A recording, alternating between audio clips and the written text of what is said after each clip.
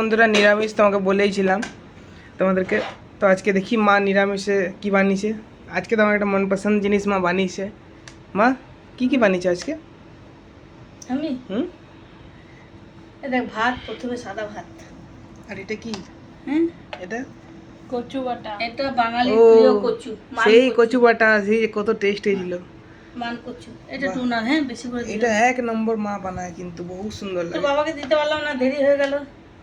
আর কত দিয়ে করবে, এত হরবড়িতে এত কিছু রান্না করেছে, এটাই অনেক গরমও তো পড়েছে আজকে, প্রচুর গরম।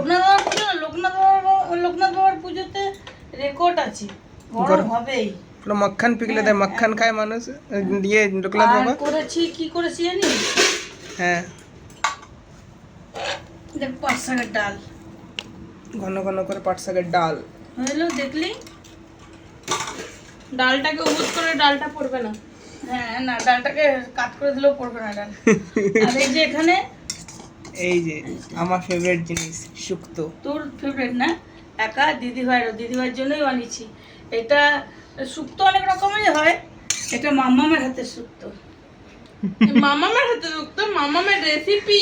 এই যে মাম্মাম, না না, মামামের হাতের শুক্তো এরকমই হতো, এরকমই মা বানাতো। তোদের মামাম এমনি বানাতো শুক্তো। তো আজকে মাম্মাম তোমার হাতে চলে এসেছে। বলছে যে মামামের মতো শুক্তো বানাও, মামামের মতো শুক্তো বানাও। তো আজকে বানিয়ে দিলাম। তাও তো লাউ দিতে পারিনি, কেন কি ভাদ্র মাসে আমরা লাউ খাই না। ভাদ্র না, জ্যৈষ্ঠ মাসে আমরা, সরি, জ্যৈষ্ঠ মাসে আমরা লাউ খাই না। তো পেঁপে দিয়ে করেছি। পেঁপে আছে, কাঁচকলা আছে, সব কিছুই আছে সবজি। আর এখানে আছে শসা, আর এই যে দিদিভাইয়ের ডিমান্ড পকোড়ি। একটা পকোড়ি খেয়ে দেখি তো। মানে কি সুন্দর সাইজ পকোড়িগুলো, একদম ক্রাঞ্চ করা হবে দেখবি।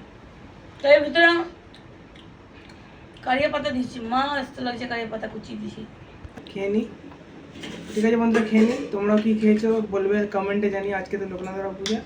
ঠিক আছে, সবাইকে জয় বাবা লোকনাথ। সবাই ভালো থেকো, লোকনাথ বাবা ভালো রাখুক। টাটা।